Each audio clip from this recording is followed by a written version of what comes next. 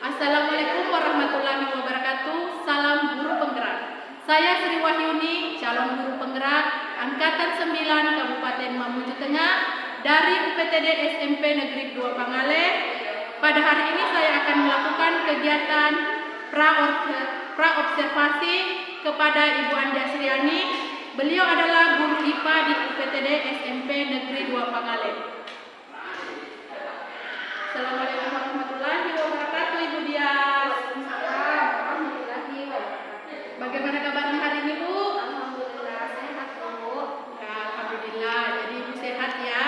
Jadi hari ini kita akan melakukan kegiatan praobservasi. Jadi sebelumnya nanti saya akan mengamati bagaimana jalannya proses kegiatan pembelajaran yang Ibu lakukan nantinya di kelas. Nah, baik Bu Dias, apa tujuan yang dilakukan pada kegiatan praobservasi ini adalah untuk mengetahui dan juga untuk mengevaluasi proses pembelajaran yang nantinya Ibu lakukan di dalam kelas. Selain itu juga bertujuan untuk melihat kesiapan Ibu dan agar Ibu lebih percaya diri nantinya melakukan proses pembelajaran ya Bu. Jadi seperti itu ya Bu Dias. Ya, Bu. Oke, jadi ada beberapa pertanyaan yang ingin saya ajukan. Yang pertama itu berkaitan dengan tujuan pembelajaran yang Ibu Dias ingin capai nantinya. Jadi seperti apa tujuan pembelajarannya nantinya, Bu? Berdasarkan rancangan pembelajaran yang telah saya buat, di sini ada 3 tujuan pembelajaran, Bu. Yang pertama adalah peserta didik dapat menganalisis faktor yang mempengaruhi tekanan zat cair pada kedalaman tertentu dengan tepat melalui metode percobaan dipandu dengan LKPD 2, literasi dan diskusi kelompok. Dan yang kedua adalah peserta didik dapat menghitung besarnya tekanan zat cair pada kedalaman tertentu dengan teliti melalui literasi dan diskusi. Dan yang ketiga adalah peserta didik dapat menjelaskan penerapan tekanan hidrostatis dalam kehidupan sehari-hari dengan tepat melalui literasi dan diskusi. Oke, jadi baik Bu Dias ya, jadi ada 3 tujuan pembelajaran yang Ibu ingin capai. Nah, untuk proses pengembangannya sendiri Bu, seperti apa yang mau Ibu capai dan apa yang Ibu observasi Bu? Baik, di sini ada 2 ya, untuk pengetahuan dan untuk keterampilannya. Nah, untuk pengetahuannya sendiri, saya berharap peserta didik dapat menganalisis faktor yang mempengaruhi tekanan zat cair pada kedalaman tertentu.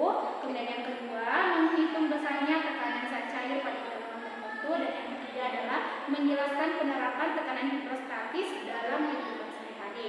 Kemudian untuk keterampilannya sendiri, saya berharap peserta didik dapat melakukan percobaan untuk menyelidiki tekanan zat cair pada kedalaman tertentu. Dan yang kedua adalah menyajikan data hasil percobaan dalam menyelidiki tekanan zat cair pada kedalaman tertentu. Oke, jadi untuk pengembangannya sendiri ada 2 yang Ibu kembangkan ya, yaitu mengenai pengetahuan dan keterampilannya. Nah, bisa Ibu jelaskan bagaimana rancangan pembelajaran nantinya yang Ibu akan lakukan, mungkin dari segi pendekatan, model atau metode yang akan Ibu gunakan seperti itu, Bu? Saya akan melakukan pembelajaran berdiferensiasi terintegrasi KSE berdasarkan kesiapan belajar peserta didiknya sendiri. Nah, untuk pendekatannya, saya menggunakan pendekatan saintifik dengan model pembelajaran discovery learning dengan metode percobaan dan diskusi. Oke, jadi rencana yang akan Ibu lakukan yaitu pembelajaran berdiferensiasi yang terintegrasi dengan KSE menggunakan pendekatan saintifik ya Bu, dan modelnya discovery learning dan metode percobaan dan diskusi ya, seperti itu Bu. Betul sekali, Bu. Lalu bagaimana Bu dengan media pembelajaran yang Ibu akan gunakan nantinya dalam proses pembelajaran Bu?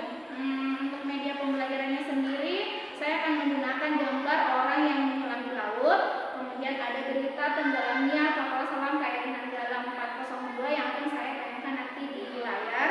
Kemudian untuk alat pendahannya, saya menggunakan laptop, LCD, ada kegiatan pada LKPD 2, ada gelas kimia, UKU atau corong yang berbentuk atau selang yang berbentuk U, ada corong, air yang berwarna dan galon yang warna. Oh iya. Ya, saya dengar rancangan Ibu sangat baik sekali ya Bu. Jadi kira-kira kapan Ibu akan melakukan proses kegiatan belajar mengajar Ibu? Hari apa? Kira-kira jam berapa? Dan akan mengajar di kelas mana Bu? Kelas 8A di jam 3 dan 4. Jadi Ibu akan melaksanakannya pada hari 8A jam Jadi pada waktu itu Bu, saya akan datang ke kelas Ibu untuk melakukan observasi kelas ya Bu. Di situ saya akan melihat dan mencatat hal-hal apa saja yang nantinya Ibu lakukan di dalam kelas ya Bu. Baik Bu, siap. Saya menunggu Pak. Oke, jadi sebelum kita mengakhiri percakapan kita pada kesempatan kali ini, pra-observasi ini, apa yang Ibu Dias dapatkan? Saya jadi mendapat gambaran tentang apa yang akan saya lakukan nantinya di kelas Bu, mulai dari meneganya, metodenya, dan juga model yang akan saya gunakan.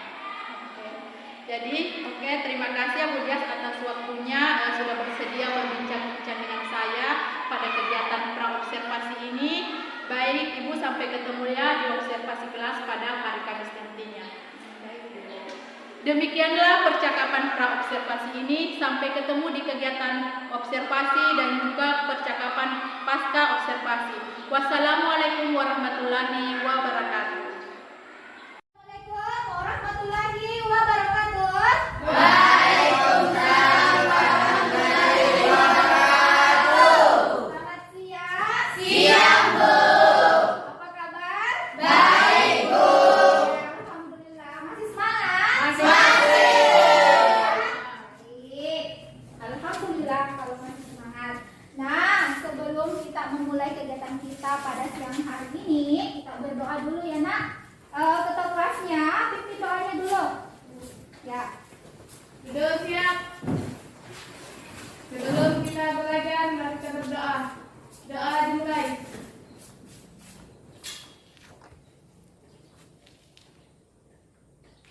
Doa selesai. Bersalam kepada Ibu Guru. Assalamualaikum warahmatullahi wabarakatuh. Assalamualaikum warahmatullahi wabarakatuh. Oke, Ibu absen dulu ya. Abdul Mahir. Mana? Ahmad Fadil R. Amelia. Salah Ibu. Oh, sakit. Siapa? Nova Ariska. Hadir Bu. Nurul Ismi. Isin atau Alfa? Isin. Siti Rahmat Hidayat Aha. Hadir Bu. Coba perhatikan slide yang sudah dibuka. Dan diperhatikan semua? Sudah, Bu. Ya. Gambar apa itu Nak? Menyelam. Hah? Menyelam. Menyelam. Siapa yang menyelam? Orang. Ini adalah gambar orang sedang Menyelam. Ada yang pernah menyelam? Ada, Bu. Ada. Ada Bu. Siapa? Siapa yang pernah menyelam? Yang biasa pergi tanpa penjak? Biasa menyelam? Ya, biasa. Oke, apa yang kalian rasakan atau apa yang telinga kalian rasakan pada saat kalian menyelam? Sakit Bu, kayak gitu Bu. Kayak ditusuk-tusuk? Ya, Bu. Perih? Ya, Bu. Sakit? Oke, nah pada hari ini materi kita berkaitan dengan ini menyelam, ya, yaitu tentang tekanan hidrostatis. Baik. Nah, tujuan pembelajaran yang akan kita capai pada pertemuan ini ada 3. Siapa yang mau bantu Ibu untuk membacanya? Menganalisis, Faktor yang memengaruhi tekanan, ya. terkait pada kedalaman tertentu dengan cepat melalui percobaan dipandu dengan L sampai ya. iterasi dan Perhatikan, nomor 1 itu ada percobaan. Jadi kegiatan kita pada hari ini ada percobaan. Perhatikan dulu Nak. Ada percobaan. Percobaannya tentang tekanan hidrostatis. Nanti kalian akan berkelompok, melakukan percobaan, kemudian mengumpulkan data. Selanjutnya yaitu mengasosiasi data-data yang sudah dicatat di tabel pengamatan dengan cara menjawab pertanyaannya. Jadi kalian berdiskusi nanti ya. Berdiskusi. Nanti salah satu atau perwakilan kelompok ada yang mempresentasikan hasil diskusinya. Sudah paham? Nah, Ibu akan memberikan pretest. Pretest itu untuk menguji kemampuan awal sebelum mengikuti pelajaran. Ya, ingat ya, tulis nama dan kelasnya. Oke? Jadi soalnya ada 4 nomor, silakan langsung disilang untuk jawaban yang kalian anggap paling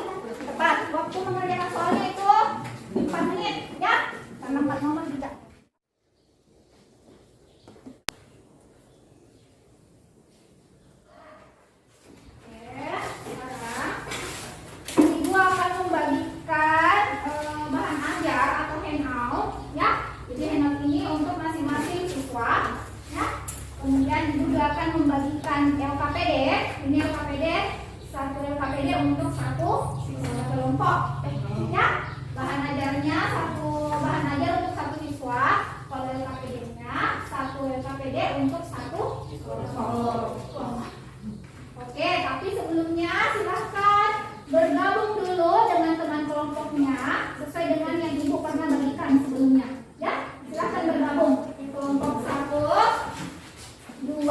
3, 4. Coba perhatian dulu pas slide semua. Bisa dibaca tulisan kecil kan? Bisa. Bisa? Bisa? Bisa. Oke, kalau bisa tolong dibaca lagi. Ya, saya mau perwakilan perempuan. Siapa yang mau? Coba angkat tangannya dulu. Dalam KRI Nanggala Ya. 402 terbelah menjadi 3 bagian.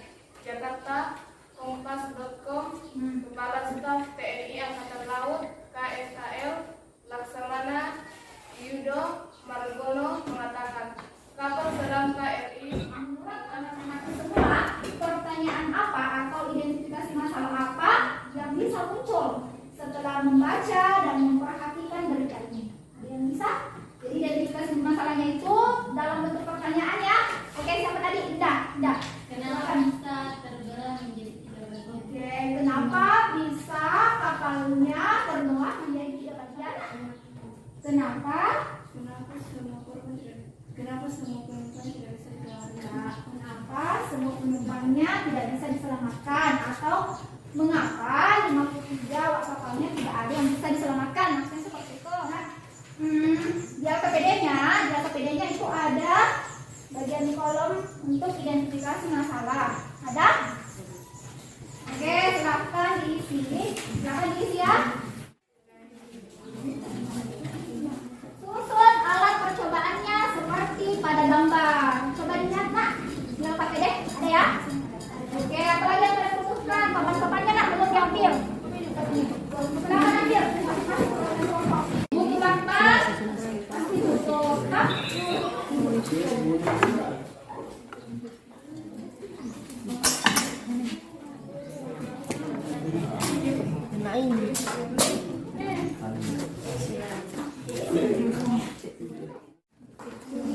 Siapa? Ada yang sabarannya masih ada balik? Coba balik. Ya, nanti caranya. Coba perhatikan sabarnya. Kita kedalamannya 369 ya. Jadi yang kalian bawa ini kedalamannya. Paham ya? Caranya bisa.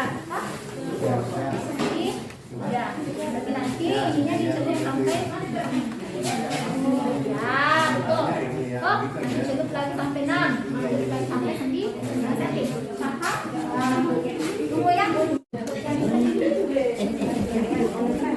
Pelan-pelan ya.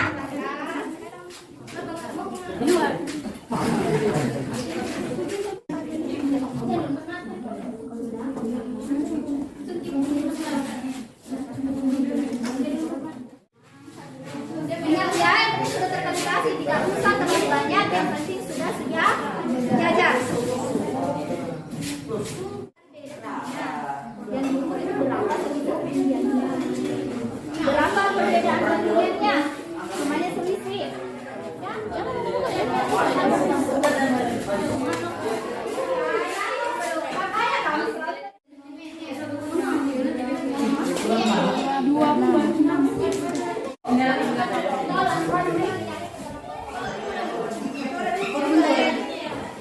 Baik. Tadi sudah melakukan percobaan, sudah mencatat hasil pengamatannya pada tabel yang sudah disediakan. Selanjutnya, kegiatan kita adalah mengasosiasi data yang sudah dikumpulkan dengan cara berdiskusi untuk menjawab pertanyaan yang ada pada LKPD. Silahkan dijawab. Ya? Oke, ya. Ini nak. Ya, jadi ada nomor dan badan semua ya. Oke, ya. Silakan.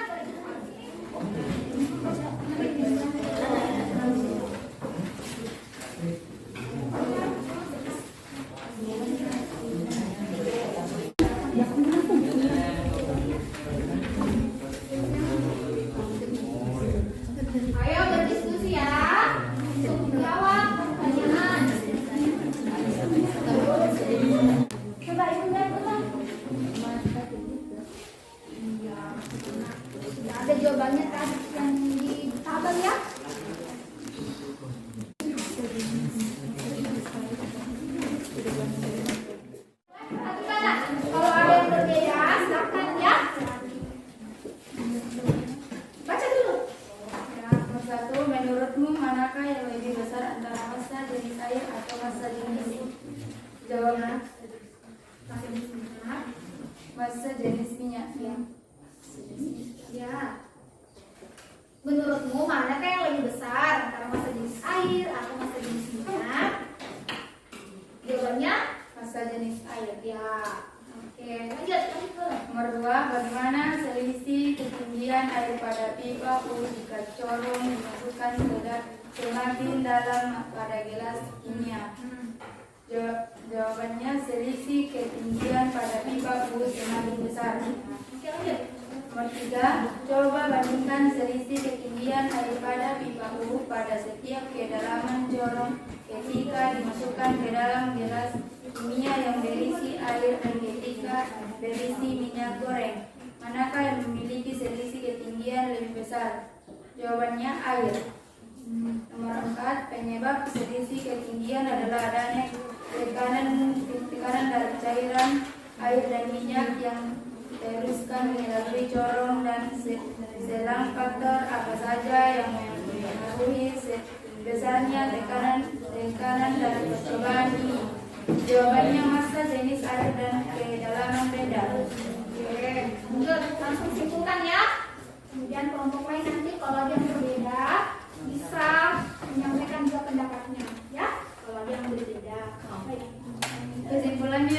Kesimpulannya adalah tekanan zat cair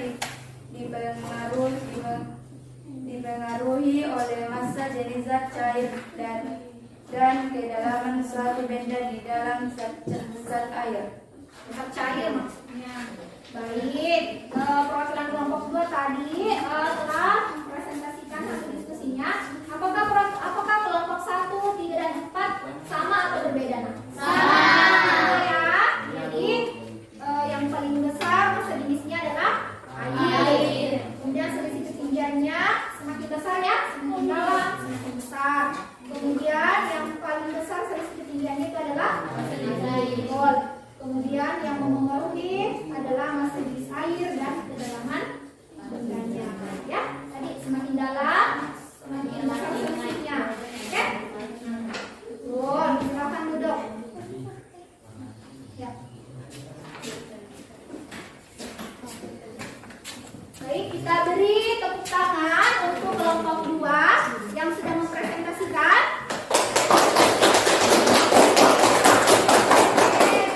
Kemudian kita beri tepuk tangan lagi untuk semua kelompok karena telah melakukan percobaan dengan baik.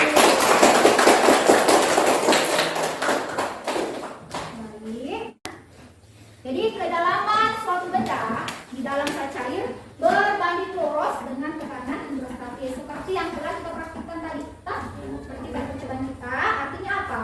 Semakin dalam suatu benda di dalam zat cair, semakin besar pula tekanan hidrostatis yang dialaminya. Oke? Kemudian selanjutnya, massa jenis zat cair berbanding lurus dengan tekanan hidrostatis.